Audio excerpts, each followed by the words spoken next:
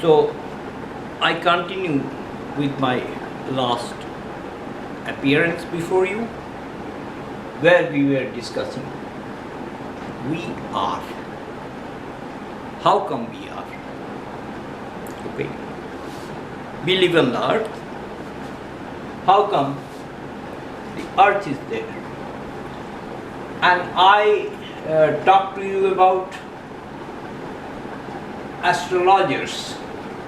Okay, astrology,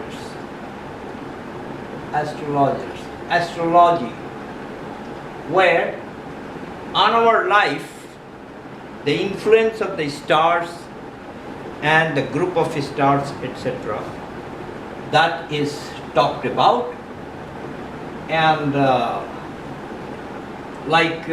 many people, I also don't subscribe to that kind of a thing, that stars determine our lives, okay, for many a reason. So I am not too much, but a bit of a rationalist. But I was thankful to astrology and thankful to astrologers that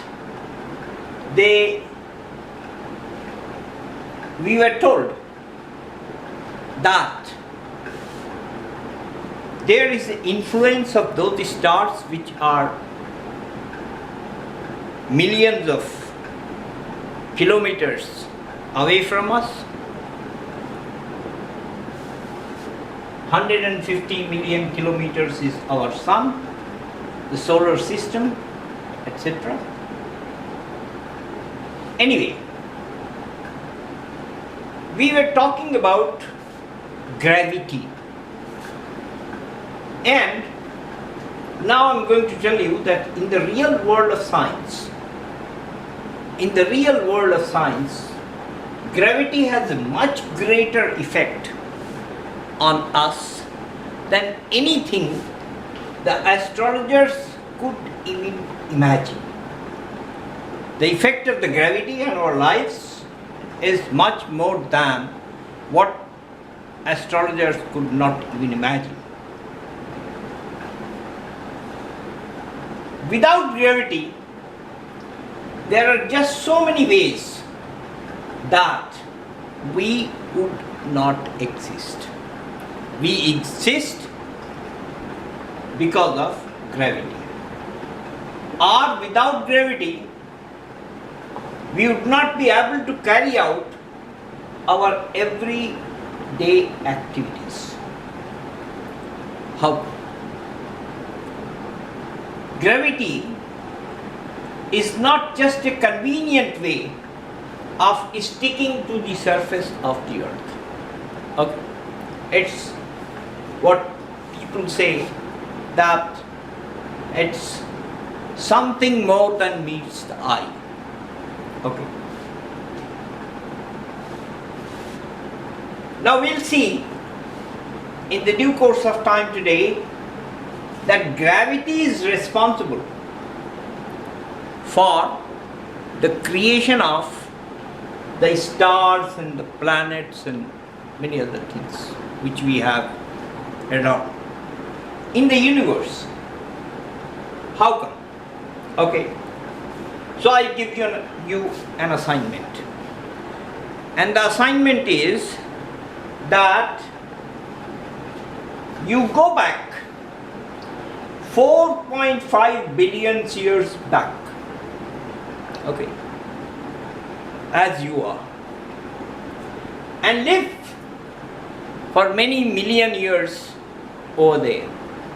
So this is your assignment. You are our reporter. So you go and observe. And what will you observe there? What we'll observe there is a cloud of matter. It's a cloud of matter, gas and dust, floating in space. Floating in space, there is a cloud of matter, gas and dust. Now how does it float? How does this drift? Remember, there is no wind to disturb. Okay? If the wind is not there, then even if I give you a flag of the state of Tartary and ask you to carry it with you, that flag will not flutter, like it happened when the man landed on the moon. Okay. And you know that moon there is no atmosphere. And if we have atmosphere about the surface of the earth, many a kilometer up, it is again because of gravitation. Okay. But I'm not going to talk to you about that. But pakka, no wind to disturb. So, this cloud of matter, gas and dust floating in space is not blown from place to place. No wind. So, this cloud of matter, gas and dust floating in space is not disturbed. Okay. So it is not blown from place to place, but there is gravity. There is gravity. And the gravity is such that it is a very sort of, you can say, very insignificant force. But no, it's not insignificant, it's very significant. Because if a brick will fall from there on my head will be injured, your head will be injured. Although it is falling under the influence of gravity, it's the smallest force of fundamental force of nature. Now each speck of matter, each kern of matter, each zarra of matter, what you can think of, a small tiny particle of matter, has a tiny influence, very small influence on others. Tiny, very small influence on others. Gradually, painfully, slowly, in a matter of millions of years, that you are there. You have been given a assignment to go there, be among them, just like what they call sometimes when there is a war, then embedded journalist that you are. Okay, this was the word, the term that was used when Iraq was invaded by the United States of America.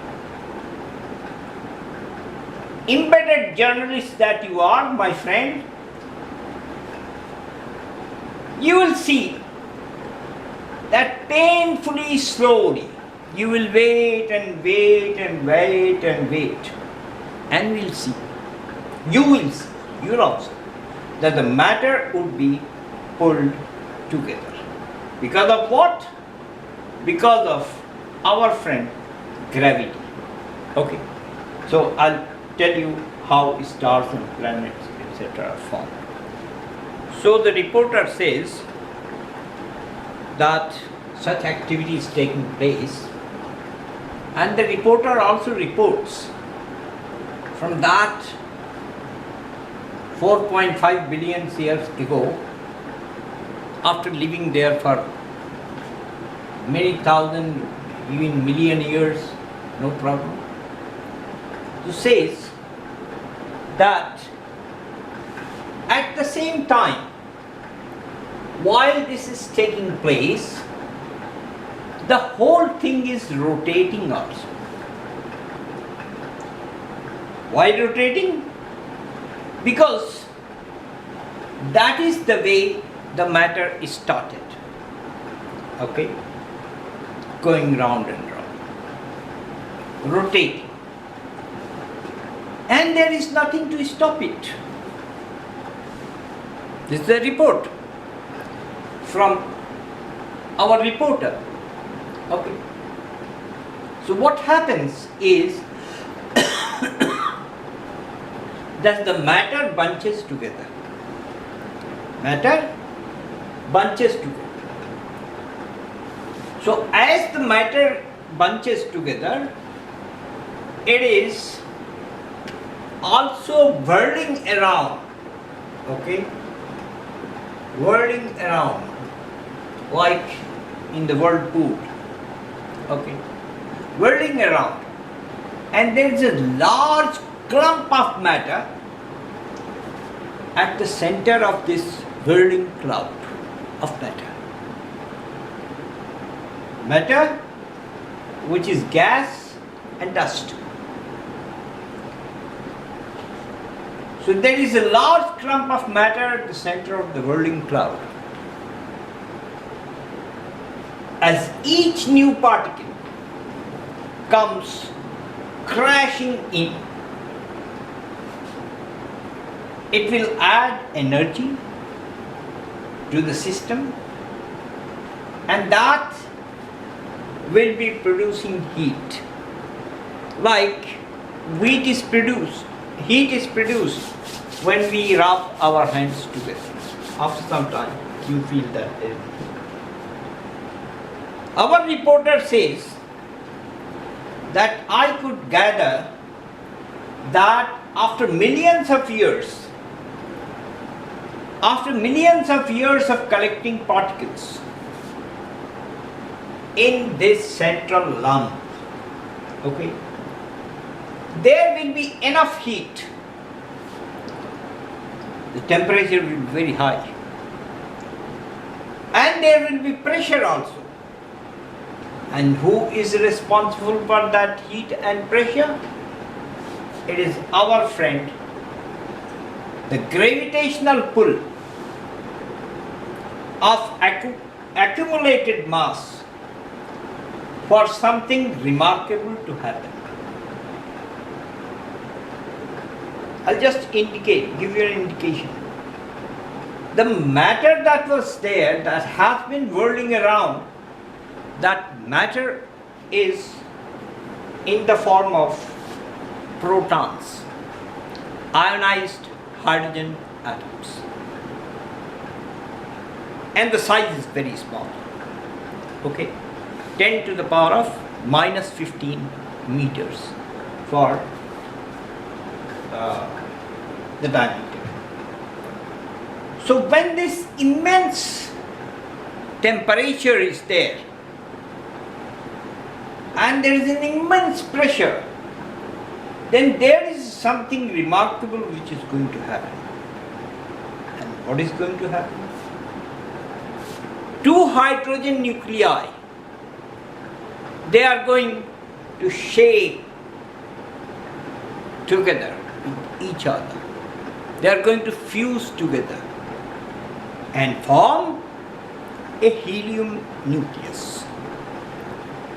And in doing so,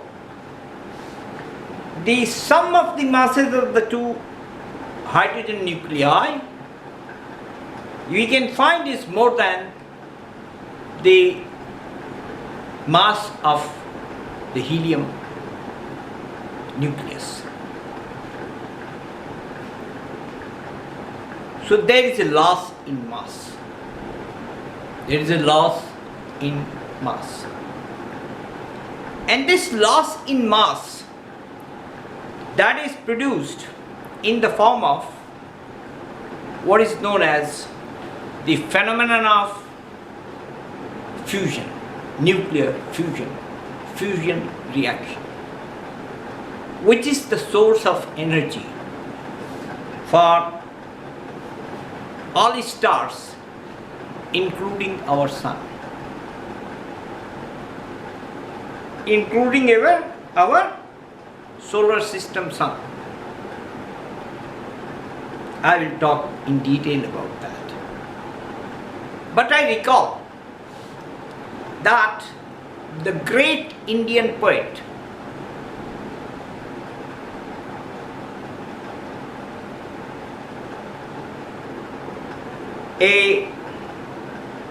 the one who created an anthem for us,